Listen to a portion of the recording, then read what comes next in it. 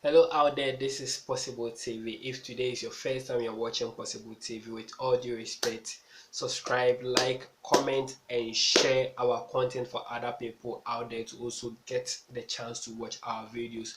We've gotten a genuine audio with all due respect without wasting much of your time. Let's go and listen to the audio below. One ma kwadi nsenseme ewo Ukraine man mu esan say Ukraine man no one ma na afọ fam baabi a one ma ne Russia ebo hye no mentimi ho ase bi esi hɔ a ani enyan enti aban nya animanim ya nhyehyɛ bi a urgent steps bi ebetimi aboa na Ghana de hye akwadi nsenseme no yebekɔ akɔfo mo de afiri hɔ aba Haruna Iddrisu.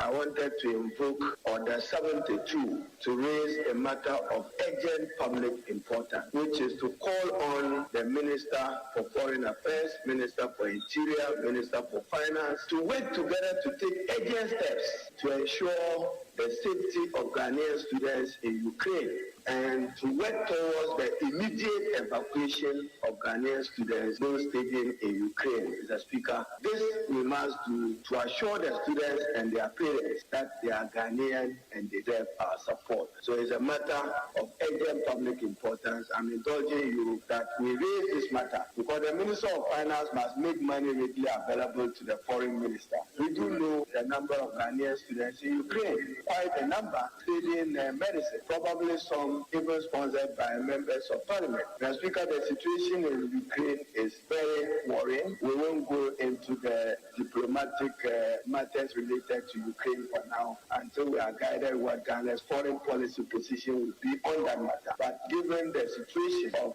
a near war, a hot war in Ukraine, and Russia not yielding to Na Iddrisu as ho hia pa ni manim ya ban mo no homoden na wanya nhyehyɛ bia na ho odi mu no obetimi ne o ma ne tumi no obetimi na Ghana fo akodi nsensem e Ukraine memu no yenkofo momra na wowie ye no na abua kwa south mrase bedwani na na adodan kwa kufu adodo ba no wofa ase Samuel Atachia so original ho no wo kyese we dey for once prakum wo bo ha na Iddrisu abaso pa se asem bi sei no wachire timma bi ne amanyo ohun bi ne o mem susu patriotism bi wo bona ba so pa. Honorable Speaker, we can't be sure the way the matters are escalating in Ukraine. If you pay regard to what America is saying, and then what Putin himself is saying, and the rest of the world, the safety of our people cannot be guaranteed. In these circumstances, I can only say that you don't have to play lottery with their lives. Because we don't trust the next military maneuver that is going to come from the Russian leader. And our best bet is that it is good to be educated, but not to die prematurely or to be hurt prematurely. Let's bring them to the place of safety. And when our life returns to normalcy, they could always go back. I heard one student crying seriously that even it is difficult to go for classes. They've told them that we won't have lectures anymore. If that is the state of affairs, why should they be there? Because the teachers are afraid. They don't want to go into classrooms. So I think my good brother has sounded something positive for this nation. Na yewra Samuel Atachia wi na elembele so mpasua so mrase bedwani Emmanuel Amakofibu a se we ya kan nyina ka furu ka madampan saa de we ya si Ukraine mani mu no ade ba ko so Ghana hwe ya ye bedi nsensembe ye ho mwa kire wo mu ye se fan obi se ko ho a wam so adwa no ama so no woni bi mu akotene pa tie na ya aba no Ghana aban hwe na won fa nani nsi ho enko fan wo fam se abaya obetimi asi ebie na kire Ukraine asem no kran konkotwa ya Ghana ye ho konko kire ye gas price. How do we protect our economy? Mr. Speaker, it's very, very important that we take note of that. If you recall, Mr. Speaker, every time there has been such crisis, crude prices will go up. And for developing countries like Ghana, its impact on our economy is always very good. And so I think that this crisis, while it is destabilizing, what is really critical for us is that we look at the consequences for us in terms of its impact on our economy and take the corrective steps to ensure that we can really protect and have energy security that indeed is very critical for long-term economic development. So, Speaker, thank you. Mrase bedwam nkomo anura ekoso bi na yene mu adidi hu nkomo yi.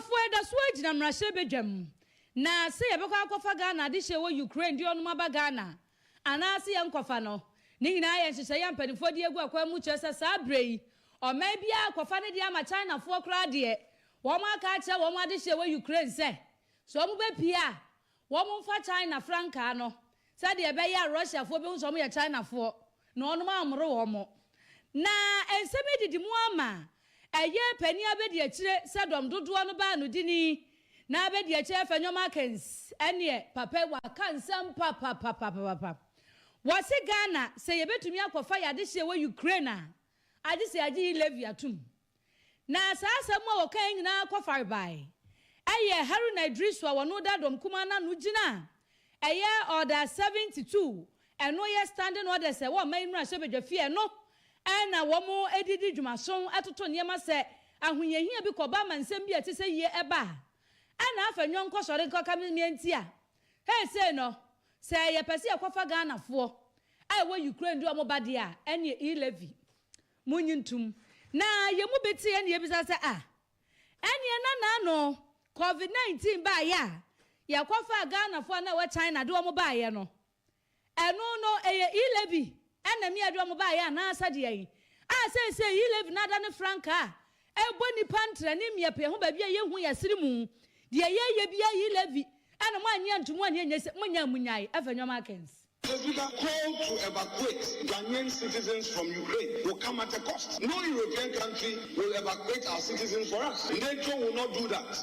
America will not do that. There is going to be pressure on the limited resources that we have. And as a nation, Ghanaian businesses who are supposed to do well to pay taxes, they are going to suffer. Their businesses will not do well the way they expect. Their projections will be affected. That is the reality. And I must bring this to the attention of all of us, so that any policy that will be brought will be seen in that light. Of course, Honorable Minority Leader, you've not spoken into Deputy Minority Leader, you've not spoken into the mic. But if you're talking about this is the more important reason why we even need it. You are saying you've not spoken into the mic. If you are talking about the e-levy, that was the next point I was going to get to. That we should congregate around it and find a way of generating revenue as a country to save the situation. Adofo afanyoma kens ena no okasa no ezesei Ghana fo wa Russia ene mo beka ho levi no Ghana fo so no munyintum ntimo nkofo mo amunyai enu achi na ma Michelle ayokobotwa wa yesoafo ohwe ya ma no ne nsam ne ntutu yenyina so wono so de betu dwa no wokire mu se di ade na ye ni bere sem papa Ghana for Ukraine ombambo hu hia papa yentie ma Michelle ayokobotwe. We woke up this morning only to find that Ukraine is under siege, and that means that apart from the fact that a lot has been said, a lot of diplomatic moves have been made to stop the aggression. Unfortunately, it hasn't worked. So we're all waiting to see what will happen, and for us this morning we're trying to figure out what to do with our nationals who are resident in Ukraine. It's becoming quite difficult from where we sit to move them. So we need to ensure that they are safe, they are keeping safe. So we're engaged very much on this this morning. So thank you so much for coming. Adofo ma Michelle ayokobotwe ena yete se okasa no wochira de suafo empremprem de nka onum bokwa akofo mo baba se eya 1000 students ena Ghana adihye bi a wo mo miahodo bi a wo kra no wo dabre mu nsada enkoyie enti senka entotoye ne nhyehyeye se de wo ka no toto na akwan mu a animanimu ya wo mo betu ana mo so mutu ama adesuafo no enso so ho aha wo mo nyina agina Russia swai Ukraine so na Ukraine tokwai ama hodo ka bie Russia jayo na timbia yo de Vladimir Putin se he mementi se dogo bi no be se China fo se so ye China ni na to wa obo amode na be pie sa na kuta China flag na we him on se Russia and China e fine to mo ni sa no mo nyo hwe e se tutorial so mo de ma ho no ade se wo ho no e ti Ghana si e betumi de ye de abade a ade se matua yi level ye to aso ye free mra se bedwem na ye konsem fufure da so gina manyosemu na empanifo ya wono mo ni mo de ya omonwene nyansapo wa MPP amanyoko ni mu emu baako yɛ Dr. Rich Damuako baa